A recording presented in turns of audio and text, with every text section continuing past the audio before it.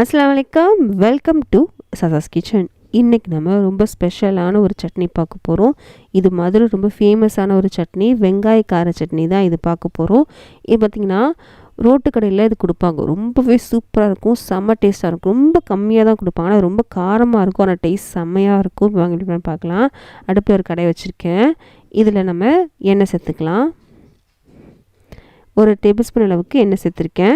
எண்ணெய் கொஞ்சம் சூடானதுக்கப்புறம் பெரிய வெங்காயம் இருக்கு இல்லையா, அதை நான் கட் பண்ணி வச்சுருக்கேன். ரஃபாக தான் கட் பண்ணியிருக்கேன். ஒரு 3 பெரிய வெங்காயத்தை கட் பண்ணி வச்சுருக்கேன். நல்ல பெரிய வெங்காயம்னா 2 போதும். இது மீடியம் சைஸ் வெங்காயம் அப்படின்றதுனால 3 எடுத்திருக்கேன். நம்ம சேர்த்த எண்ணெயில் சேர்த்தாச்சு வெங்காயத்தை. இது கூட இதுக்கு தேவையான அளவு உப்பு சேர்த்துக்கலாம். இதுக்கப்புறம் ஒரு 1/4 டேபிள் ஸ்பூன் அளவுக்கு வெந்தயம், ஒரு 1/2 டேபிள் ஸ்பூன் அளவுக்கு சீரகம், இதெல்லாம் சேர்த்துடலாம்.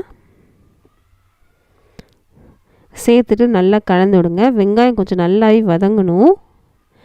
இப்போ நீங்கள் கருவேப்பிலை சேர்க்க விருப்பம் இருந்தால் கருவேப்பிலையும் சேர்த்துக்கலாம். நான் சேர்க்கல. உங்களுக்கு விருப்பம் இருந்தால் கருவேப்பிலையும் கொஞ்சம் சேர்த்துக்கலாம்.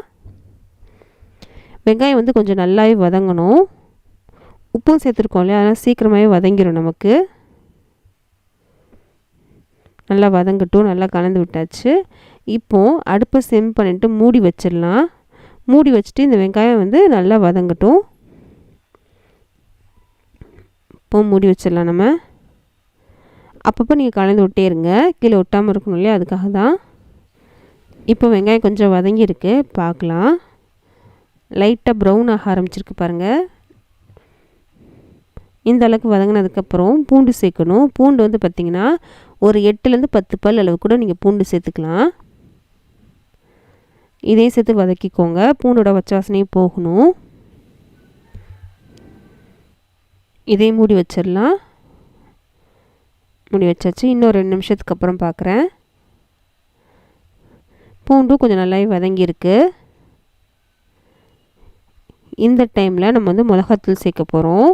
நாளைக்கு 2 டேபிள் ஸ்பூன் அளவுக்கு மிளகாத்தூள் எடுத்திருக்கேன். இது வந்து நல்லா காரமாக தான் இருக்கும் இந்த சட்னி. உங்களுக்கு இந்த அளவுக்கு காரம் வேணும்னு நினச்சிங்கன்னா 1 டேபிள் ஸ்பூன்லேயே நிறுத்திக்கலாம். இல்லை நல்லா காரமாக தான் வேணும்னு வச்சிங்கன்னா 2 டேபிள் ஸ்பூன் அளவுக்கு கூட சேர்த்துக்கலாம். நாளைக்கு 2 டேபிள் ஸ்பூன் அளவுக்கு சேர்த்துட்டு நல்லா கலந்து விட்டுக்கிறேன். பொடி சேர்க்கும்போது அடுப்பு வந்து சிம் பண்ணிக்கோங்க.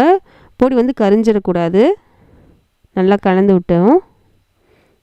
இந்த டைமில் நம்ம வந்து ஒரு சின்ன லெமன் சைஸ் அளவுக்கு புளி வந்து ஊற வச்சுருந்தேன். அந்த தண்ணியோடய சேர்த்துக்கலாம். ரொம்ப தண்ணியில் ஊற வைக்க வேணாம், கொஞ்சமாக தண்ணி சேர்த்து ஊற வச்சுக்கோங்க. அதையும் சேர்த்து நல்லா வதக்கணும். புளியோட பச்சை வாசனையும் நல்லா போகணும். பொடியோட பச்சை வாசனை நல்லா போகிற வரைக்கும் நல்லா வதக்கிக்கணும். திரும்ப 1 நிமிஷம் வரைக்கும் அதை மூடி வச்சிடலாம். 1 நிமிஷத்துக்கு அப்புறம் நம்ம இதை பார்க்கலாம். இப்போது 1 நிமிஷம் ஆயிடுச்சு. நம்ம சேர்த்து எல்லாமே நல்லாவே வதங்கிருச்சு. இதோட பச்சை வாசனை நல்லாவே போயிடுச்சு.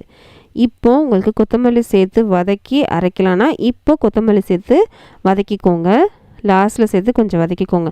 நான் வந்து லாஸ்ட்டில் பச்சையாக கொத்தமல்லி சேர்த்து தான் அரைக்க போகிறேன். அது ஒரு டேஸ்ட்டே செம்மையாக இருக்கும். உங்களுக்கு கொத்தமல்லியோட பச்சை வாசனை பிடிக்காது அப்படின்னா இந்த டைமில் கொஞ்சம் கொத்தமல்லி சேர்த்து வதக்கிட்டு ஆறிட்டு அரைச்சிக்கோங்க. இப்போ அடுப்பு ஆஃப் பண்ணிட்டு இது நல்லா ஆறட்டும். ஆறினதுக்கப்புறம் மிக்சருக்கு மாற்றிக்கலாம். இப்போ நல்லாவே ஆறிச்சு. மிக்சருக்கு சேர்த்துட்டேன். இது கூட ஒரு சின்ன சைஸ் அளவுக்கு வெல்லம் எடுத்திருக்கேன். இதையும் சேர்த்து நல்லா அரைச்சிட்டு வந்துடுங்க. அரைச்சிட்டு வந்துட்டேன் பாருங்கள். நான் சொன்ன மாதிரி லாஸ்ட்டில் கொஞ்சமாக கொத்தமல்லி சேர்த்து அரைக்க போகிறேன்.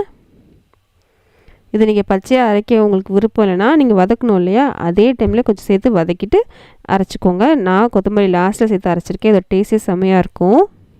இதை வந்து ஒரு பாத்திரத்துக்கு மாற்றிக்கலாம்.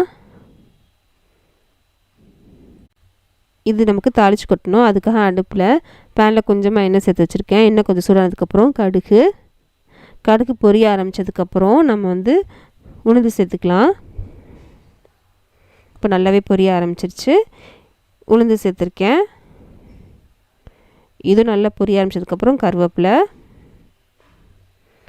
இதோட 2 வரமிளகாயும் சேர்த்து நல்லா பொரிஞ்சதுக்கப்புறம் நம்ம சட்னியில் சேர்த்துக்கலாம்.